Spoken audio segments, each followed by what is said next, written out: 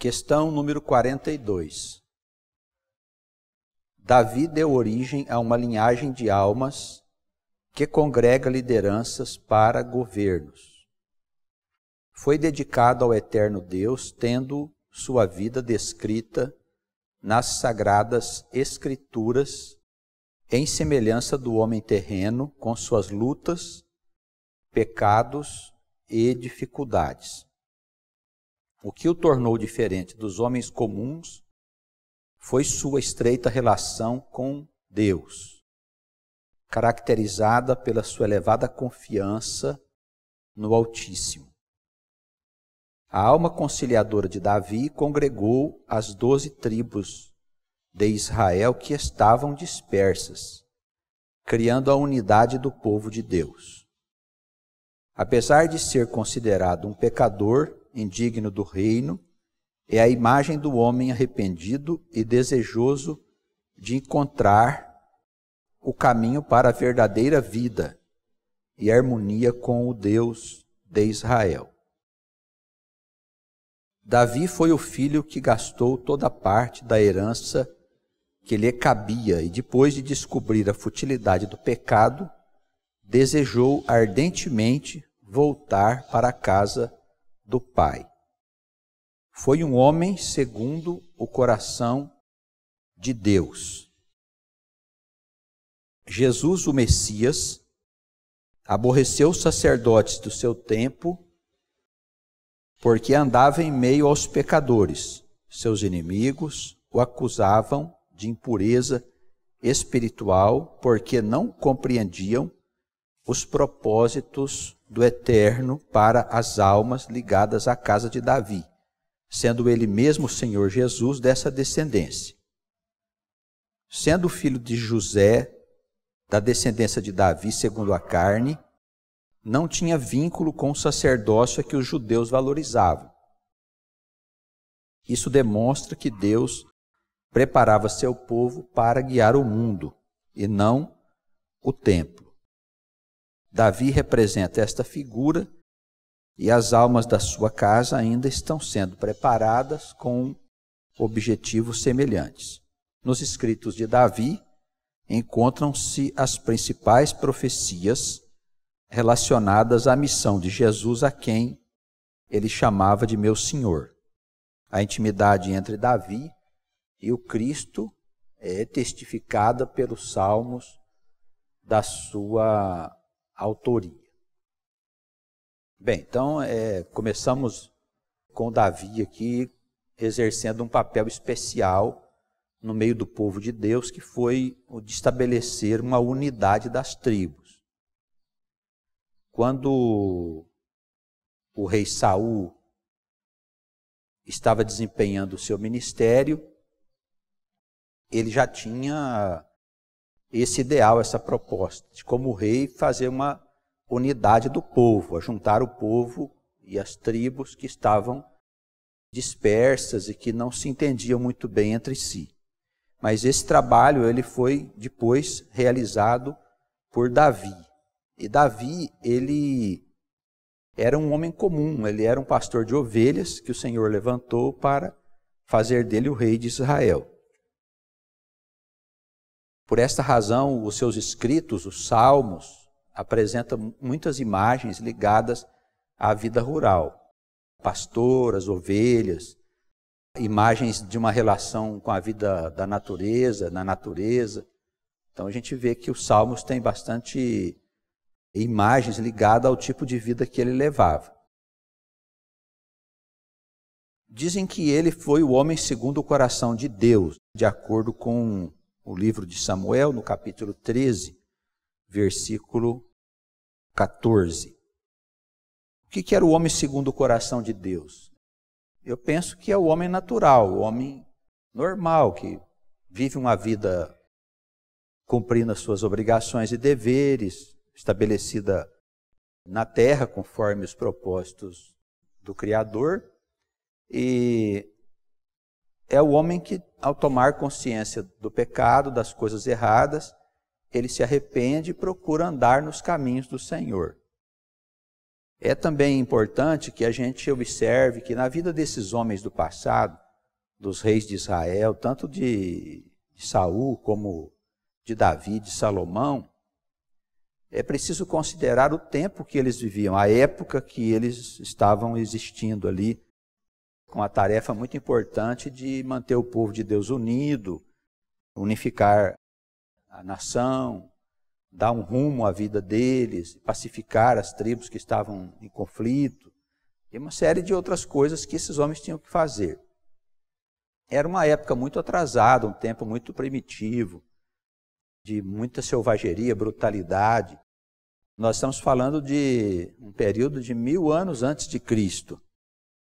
Então era muito bem, uma coisa muito atrasada. E falar aqui de pecado num contexto desse aqui é um pouco difícil nós compararmos Davi a um homem pecador como os pecadores dos nossos dias, que cometem pecados mesmo sabendo daquilo que Jesus falou, referindo-nos aos cristãos, que têm tantas coisas muito mais claras em termos de ensinamentos. A doutrina de Jesus é muito direta nas questões relacionadas com o pecado. Depois o apóstolo Paulo também desenvolve a consequência das nossas más atitudes, e explicando como é que o pecado atua em nós, como é que nós podemos nos proteger do pecado. E nós vemos muitos, mas muitos cristãos mesmo, ainda vivendo numa vida que não agrada a Deus e fazendo coisas que envergonham o Senhor. Então não se pode comparar os dias de hoje com os dias de Davi, né? É uma comparação injusta, devido ao tempo em que ele vivia e às coisas que ele fazia. Mas era um homem que teve que enfrentar todas as dificuldades do fato de que ele estava dando início ali a uma linhagem de almas, a uma casa que Deus iria utilizar para que dela fosse tirado o Salvador. Lá na frente, Jesus seria aquele representante da sua casa que iria trazer salvação para o mundo. E nós sabemos que as almas ligadas a esta casa, elas continuam trabalhando para o Senhor, para que as promessas do Senhor sejam cumpridas na fundação desse novo mundo, dessa nova humanidade. Então, a casa de Davi é a casa de Jesus. Na verdade, é a única casa que tem, que pertencem àquele que veio estabelecer o reino. Por isso, ele sofreu muito todas as dificuldades do começo desta casa, porque ela não existia antes dele. Ele não pertence a uma outra casa que iria ser levada à frente, né? Que é o caso de Salomão. Salomão não teve casa, a casa era de Davi. Salomão pertencia à casa de Davi. E os reis subsequentes também. Tem toda a linhagem que vem até chegar a Jesus, aqui na frente. Por isso ele começou algo novo, e aí essa tarefa dele, num tempo tão primitivo, era cercada de armadilhas, de maldade, de agressões, como a gente vê contar a história dele, da sua vida, da sua família, do povo que vivia com ele, as dificuldades que eles enfrentaram, as traições que havia, os grandes problemas que se estabeleceram ali, não por causa dos homens, mas por causa do reino. É preciso que nós comecemos a ver as coisas por um outro ponto de vista. Não mais por causa dos pecados dos homens, mas por causa da implantação do reino. É como se nós enviássemos uma equipe de trabalhadores para fazer um serviço de construir uma casa num lugar que os habitantes daquele lugar não querem saber desta casa lá. Então, esses trabalhadores vão chegar lá e vão enfrentar todo tipo de dificuldade, não é? Eles vão agredir, vão perseguir, vão lutar, vão querer destruir a casa e tudo aquilo que se pretende fazer para o bem daquele povo que nem sabe que precisa receber este bem. É o caso da casa de Davi, o mesmo caso dessa história. Eu penso que as coisas foram como elas foram por causa do reino e dessa casa que estava se iniciando ali, que é a casa do Filho de Deus. Então é preciso olharmos com outros olhos. Então ele era um homem segundo o coração de Deus, porque era um homem comum, simples, chamado por Deus para uma tarefa. Ele foi lá e cumpriu a tarefa dele, cometeu pecados como é comum a quem vive no mundo, se deixa levar pelo espírito de poder, de glória e pelos desejos da sua carne, como é comum a todos nós também, se arrependeu dos pecados dele e procurou andar sempre nos caminhos do Senhor, mas vivendo a vida do seu tempo. E isso não pode ser comparado aos tempos atuais. Eu acredito que nós, como povo de Deus, precisamos começar a mostrar essa imagem para os nossos irmãos, na comunidade, a quem nós temos contato, de que o povo de Deus é um povo igual às outras pessoas, não é diferente. Só tem a diferença que nós fomos chamados para uma tarefa. É só isso, mas como homens nós somos pessoas comuns. Não há em nós nenhum tipo de qualificativo, uma coisa que seja diferente dos outros homens. Nós temos uma tarefa a cumprir e nós precisamos desempenhar essa tarefa. Então, nós que andamos nos passos do Senhor, do Cristo, de Deus, do Messias, nós somos o povo escolhido. E nós pertencemos à casa de Davi, que é a casa de Jesus. Isso deixando de lado questões ligadas à igreja. Não estamos desconsiderando as igrejas, mas elas são simplesmente casa de homens que criaram essas instituições, tendo como finalidade congregar os cristãos, o povo que ouviu a mensagem de Jesus, mas essas instituições não são definitivas. Já a casa de Davi é uma casa definitiva. Ela já existia lá atrás, quando ele começou a sua tarefa, e se desenvolveu ao longo do tempo, e permanece até hoje no mundo, com o Senhor à frente dessa casa. A gente tem que entender bem isso, para nós sabermos o que é o povo de Deus, e qual é a tarefa desse povo, qual que é a missão que esse povo tem, que é ligada à implantação do reino. De uma forma geral, os ensinamentos das Escrituras, eles contrariam a teologia católica e evangélica, de uma maneira geral, no que toca ao reino. Porque o reino dos católicos e evangélicos é do outro lado. E o reino da casa de Davi é aqui nesse lugar. É nesse mundo onde nós estamos desenvolvendo o trabalho que Deus enviou-nos para realizar. Isso muda bem o ponto de vista. Perguntas sobre essas questões, essas primeiras questões? Irmão?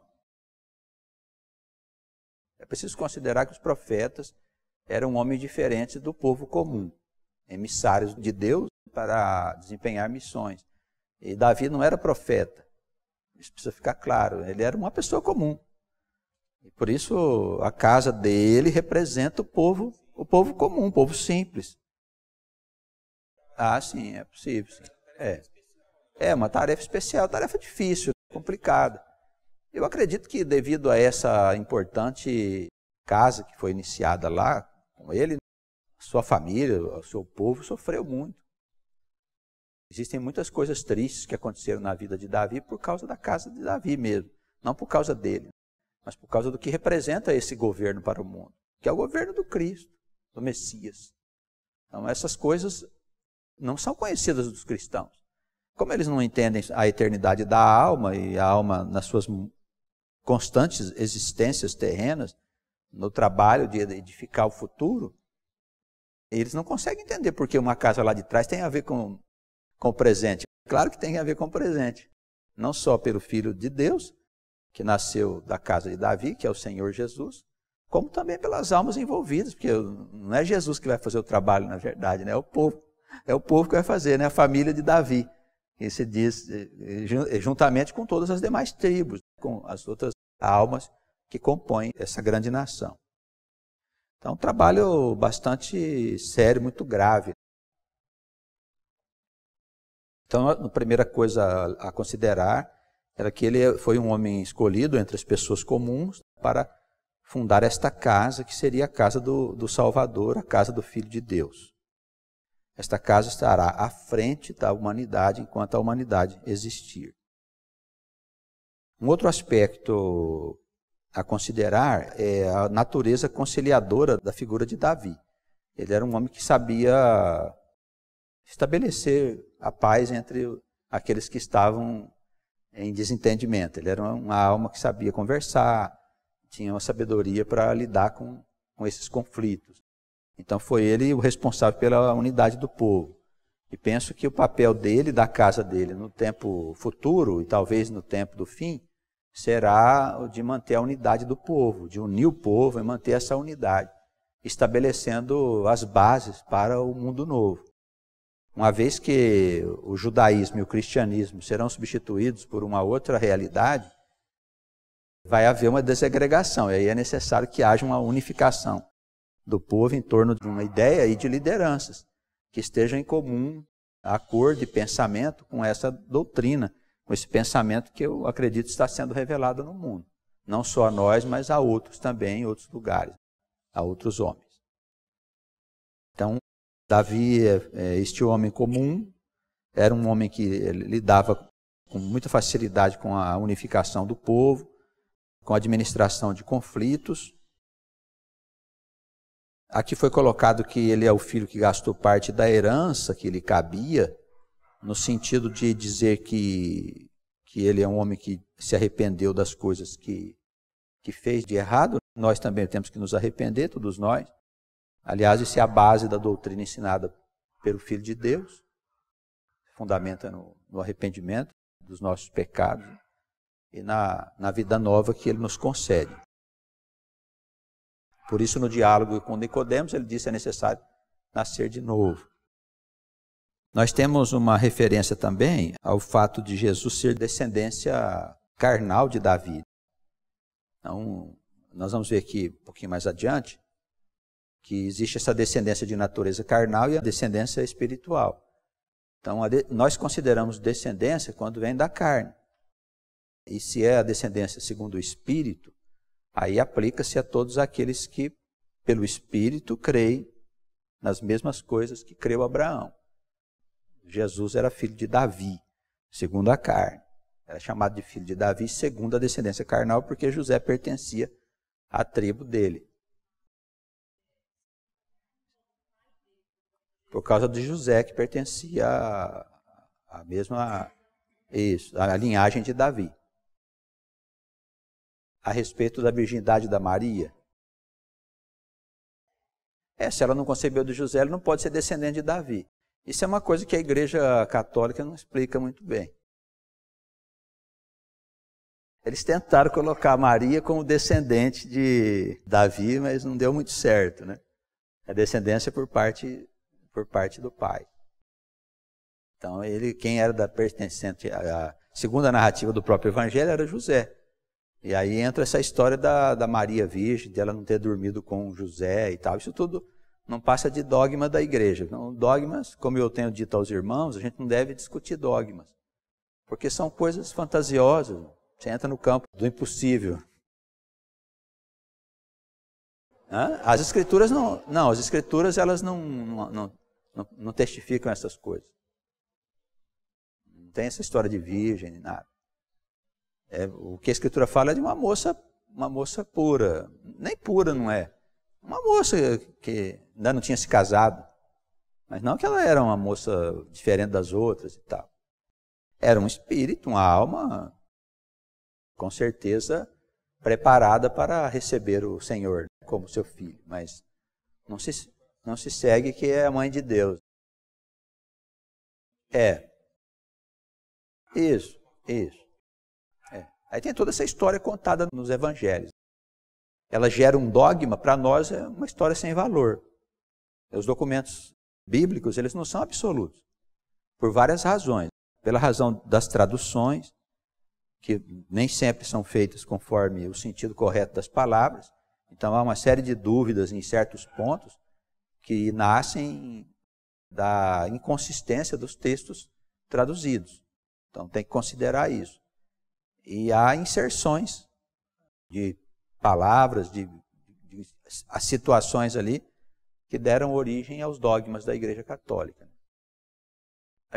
Tudo que estiver em desacordo com a inteligência do universo e da criação, a gente não deve aceitar como uma realidade. A virgindade da Maria, a ressurreição da carne, são tudo doutrinas que deram origem ao catolicismo.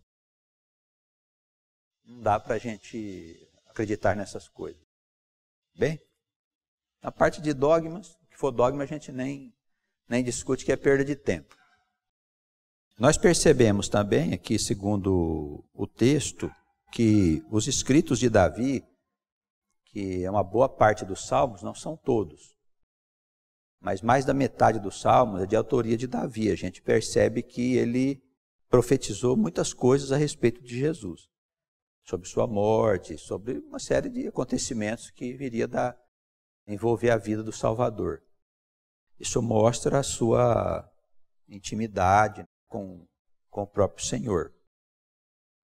A gente vai ver aqui nas referências bíblicas concernentes a essa questão, algumas passagens que testificam essas coisas. Veja o Salmo aqui, o Salmo de número 2, ele profetiza sobre o fim do mundo, o fim dos tempos. Os reis da terra se levantam e os governos consultam juntamente contra o Senhor e contra o seu ungido, que é Jesus, dizendo: rompamos as suas ataduras e sacudamos de nós as suas cordas. Nesse Salmo número 2 aqui, o Davi ele coloca uma revolta do mundo, dos governos, contra o seu escolhido, contra o ungido. Ele chama isso de motim. O motim é aquela revolta dos marinheiros contra o capitão do barco. Então é como se houvesse um motim entre os homens e se revoltassem contra a autoridade do ungido, que é a autoridade de Cristo. Então o Salmo de número 2 diz que o Senhor vai rir dessa gente, que eles serão desarraigados da terra por causa da sua revolta. Então o Salmo traz essa profecia sobre o fim dos tempos. Então, as revelações do Espírito de Deus através de Davi, elas foram muito profundas, fazendo abordagens de várias passagens de coisas que ainda iriam acontecer na história do povo de Deus e mais à frente com o próprio Filho de Deus, que é o Senhor. Também no Salmo, vemos aí no Salmo 32, eu coloquei aqui alguns exemplos. Bem-aventurado aquele cuja transgressão é perdoada e cujo pecado é coberto, falando sobre o perdão dos pecados. Então a gente vê que o Evangelho ele já está inserido dentro das Escrituras, dos escritos. Desde a época de Moisés já se fala do perdão dos pecados. O Senhor convida o povo ao arrependimento e diz: olha, se vocês se arrependerem, eu perdoo e abençoo a sua vida. Se você não se arrepender, vou lançar maldição sobre você. Isso é salvação, é evangelho. Então, o perdão sempre esteve disponível. E Davi ele confirma aqui: bem-aventurado aquele cuja transgressão é perdoada e cujo pecado é coberto. O apóstolo Paulo vai citar isso lá em Romanos, quando ele trata da justificação pela fé, mostrando que ao crer no Senhor, o homem tem os seus pecados cobertos. Então, a força do pecado, que vai destruir a vida do homem, ela deixa de agir. E o Senhor passa a controlar aquela situação para que ela não traga eventos desagradáveis para aquele que cometeu o pecado. E esses pecados, essas consequências, só vão desaparecer depois, lá no juízo, quando o Senhor vai apagar todo o passado nosso de transgressões. Enquanto o diabo estiver no mundo, essas coisas ainda existem. As consequências das nossas transgressões, dos nossos erros. Até que o juízo seja estabelecido e o mal saia da terra, então o Senhor ele apaga todo esse passado, essas consequências. Então o pecado é coberto, não é que ele desaparece. Fica sob a tutela do Senhor. Entenderam até aí, irmãos? Pergunta sobre isso. Sobre o pecado, sobre o perdão dos pecados, não há dúvida. O Salmo 45, aqui ele fala do próprio Jesus, né? Amas a justiça e odeias a iniquidade, falando dele. Por isso Deus, o teu Deus, te ungiu com o óleo da alegria, como a nenhum dos teus companheiros. Então, o Salmo 45 se refere a Jesus como alguém que tinha companheiros. Não como alguém que era Deus ou que era diferente dos outros. Porque ele é o nosso irmão mais velho. E como ele, existem outros que trabalham ao seu lado. Moisés, Elias, Abraão e outros profetas. Trabalham ali ao lado dele. Abraão talvez não seja uma figura a ser colocada dentro desse contexto. Eu vejo Abraão como um homem comum também, pertencente à mesma linhagem da casa de Davi, essa mesma linhagem de almas que foram chamadas por Deus para poder trabalhar na construção do reino e não para profetizar. Então, Abraão não pode ser considerado um profeta. Já Moisés, Elias, Eliseu, outros profetas do passado, Isaías, Jeremias, eles tinham um papel diferente do papel do povo, que era chamar a atenção do povo, corrigi-los, revelar coisas que estavam por acontecer no futuro, fazer as previsões dos acontecimentos que iriam se estabelecer no futuro do reino. Então o profeta tem uma missão diferente. Então Abraão ele era um homem semelhante a Davi. E assim outros que foram atrás também. Noé era assim. A gente vai olhando os personagens para trás, nós sempre vemos que são homens que são chamados para uma tarefa. Não quer dizer que eles sejam pessoas diferentes das outras pessoas do mundo. A diferença é o chamado. E eles ouviram o chamado e procuraram andar naquele caminho. Senhora, não eram profetas. O profeta tem uma missão bem específica, bem definida. Almas mais vividas, mais experimentadas nas vidas. Com certeza. Com certeza. A gente vê o Espírito Santo trabalhando em toda essa história, né? Mesmo lá atrás, junto de Abraão, o Espírito estava sempre por perto ali. Junto de Davi, junto de Salomão, revelando umas coisas, ensinando outras, trabalhando na edificação do povo, dessas almas, preparando essas almas para o futuro. O que a gente tem concluído? Em tese, todas as almas são iguais. Cada uma foi criada para uma determinada função. Aí Deus pega essas almas como se fosse um instrumento dele e faz da alma o que ele quer. Então, as experiências que a alma vive têm uma influência grande na sua condição de desempenhar tarefas. Quanto menos a alma viveu, mais dificuldade ela tem para fazer as coisas. Por isso, a disparidade que existe ainda nos nossos dias de almas que ainda estão adormecidas, envolvidas com o mundo. Não consegue se libertar disso. Então tem mesmo essa diferença e tem que ser considerado. Mas as almas são todas iguais. São criadas para serem felizes, realizarem aquilo que Deus tem para cada um deles. As almas não são criadas para todas serem iguais em função. Cada um tem uma função, um dom, uma aptidão, e se desenvolve dentro daquele universo de realizações. Então a cada um ele cria por uma determinada razão, função. Daí a ideia do corpo, os vários membros, cada um com a sua função. E a gente tem que saber que esse é o modelo de Deus, funciona dessa forma. Mas ele não dá uma tarefa para uma alma que está despreparada ainda. Se aqueles homens foram chamados, é porque em meio àqueles que estavam vivendo naquele tempo, eles eram almas jamais destacadas.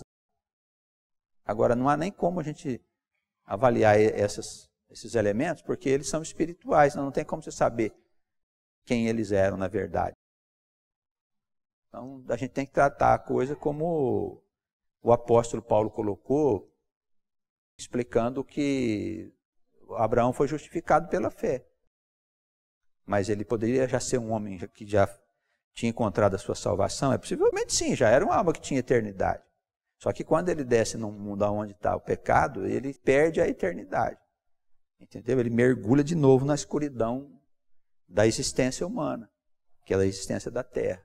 E aí ele precisa ser tirado daquilo de novo, daí a necessidade de ser salvo.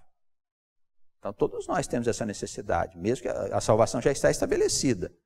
Mas ao deixarmos a vida, passarmos uma temporada na eternidade, quando retornamos, nós precisamos encontrar a salvação de novo.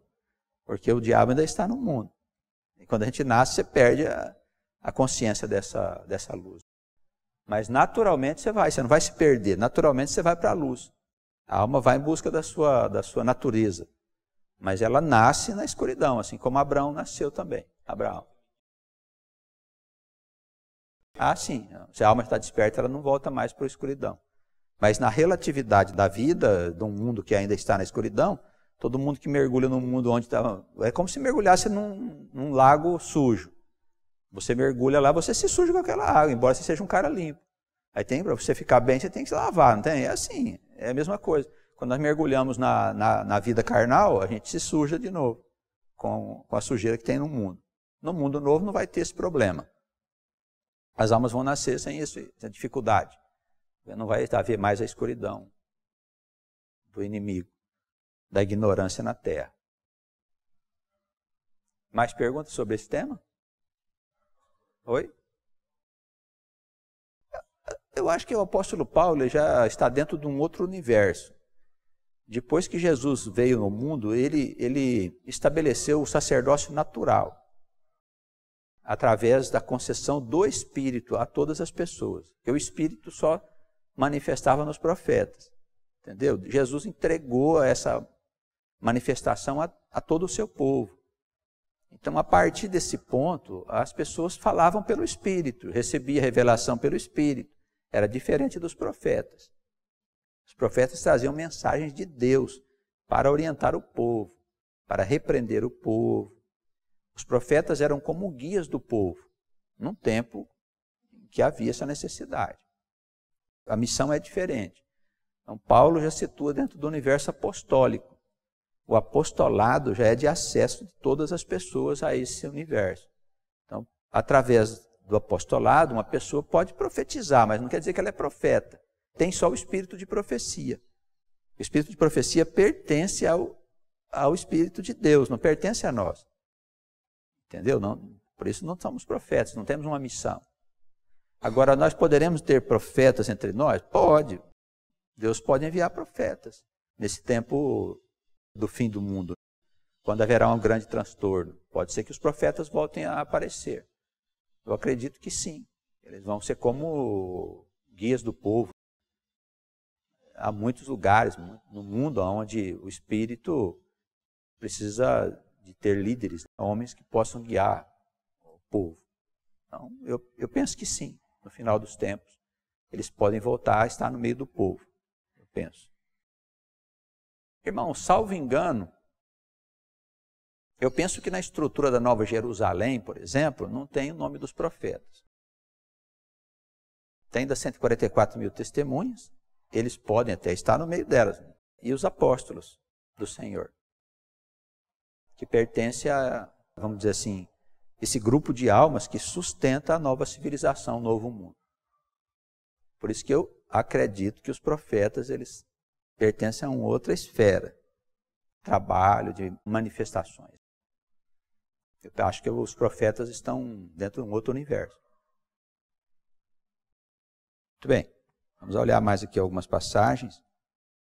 O Salmo 110, no versículo 1, na referência, encontramos a seguinte situação. Disse o Senhor ao meu Senhor, assenta-te à minha direita até que ponha os teus inimigos por escabelo dos teus pés.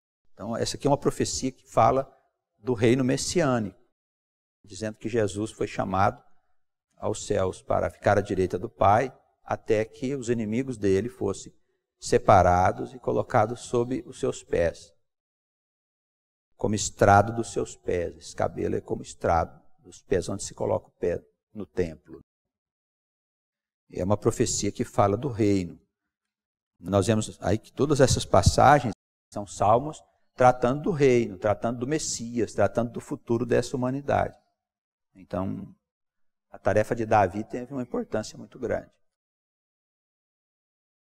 Aqui nós vemos uma citação de Mateus, no capítulo 8, versículos de 11 a 13.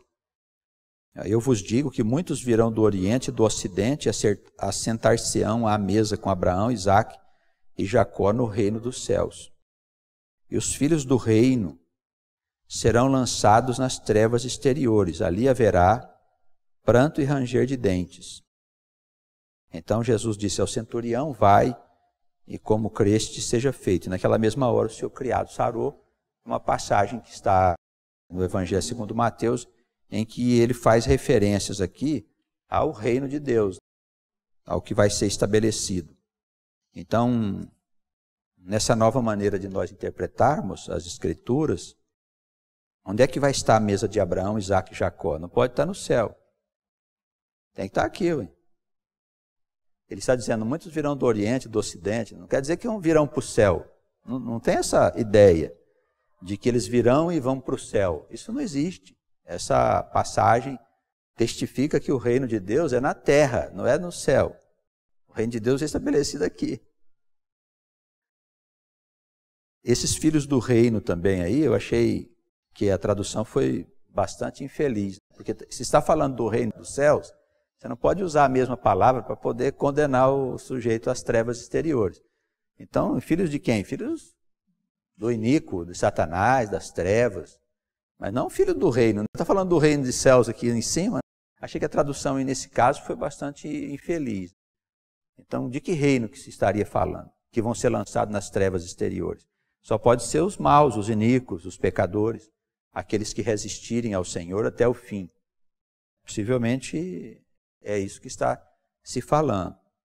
Mas fica claro aqui que ele fala que do Oriente e do Ocidente assentar-se-ão pessoas que virão juntamente com Abraão, Isaque e Jacó, quando o reino for estabelecido.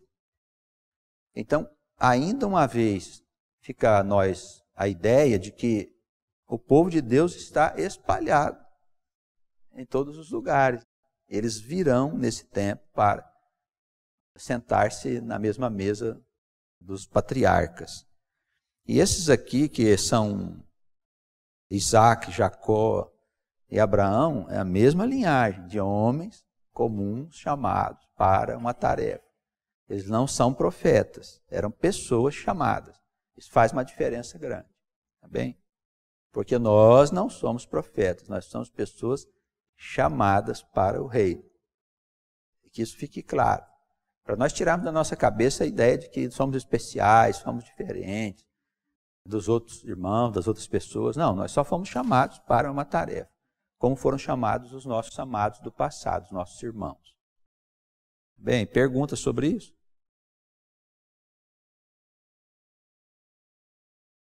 Essas trevas exteriores, não se sabe onde é isso, mas aparentemente é um lugar de existência relativa, ele não é definitivo.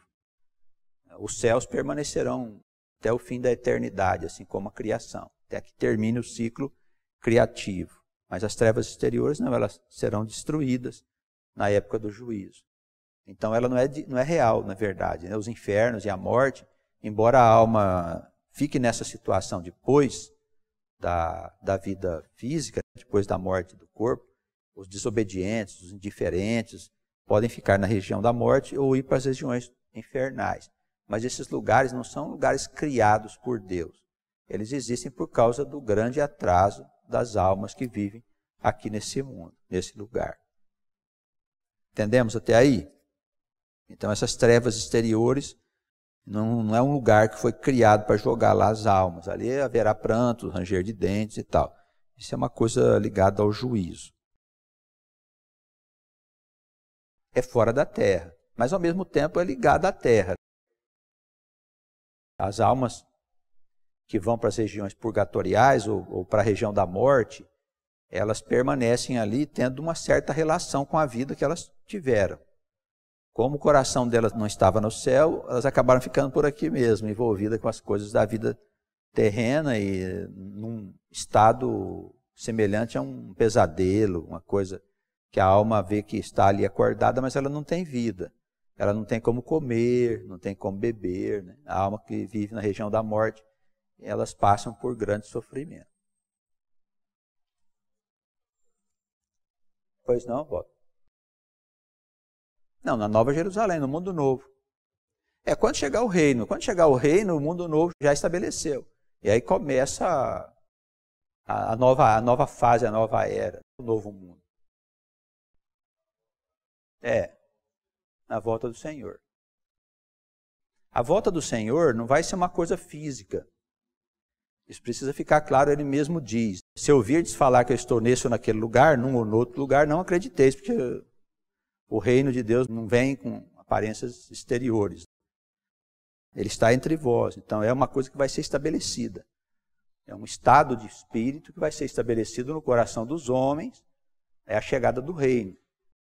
Será visto um sinal nos céus que vai marcar esse tempo, o fim do período das trevas para a chegada de um novo tempo, de uma nova era para a humanidade e para o povo de Deus. Tá bem até aí? Alguma dúvida mais? A passagem que Jesus disse que o reino dele não era desse mundo, ela remete mais ao fato de que ele queria dizer que ele não pertencia ao mundo profano, entendeu? Não era desse mundo, do mundo, das pessoas a quem ele se dirigia ali, e não que seria num outro lugar. Essa é uma concepção. Então, se nós acreditamos que o reino dos céus é na terra, então ele não pode estar em outro lugar. Jesus tem que pertencer a esse reino. Mas Jesus, ele pertence à esfera humana? Não pertence, ele pertence a uma outra esfera.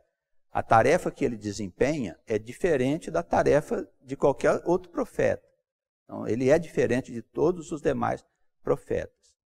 Então, ele não pertence ao mundo do homem comum, desses homens que nós estamos falando aqui, que constituem o povo de Deus. O povo de Deus são pessoas comuns, chamados para um propósito.